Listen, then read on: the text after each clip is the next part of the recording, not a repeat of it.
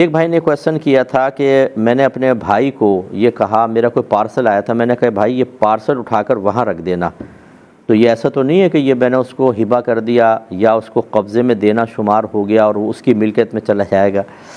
تو ایسا نہیں ہوتا ہے۔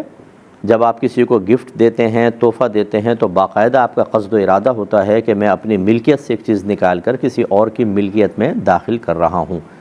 اور سامنے والے کا قبول کرنا بھی شرط ہوتا ہے کہ وہ اس کو قبول کرے کہ میں نے بطور ہبہ یا تحفے کے طور پہ اس کو قبول کیا۔ اگر آپ یہ کہتے ہیں کہ میں نے پین آپ کو تحفے میں دیا، سامنے والا کہتا ہے میں قبول نہیں کر رہا، تو یہ آپ کی ملکیت سے نکل کر اس کی ملکیت میں داخل نہیں ہوگا۔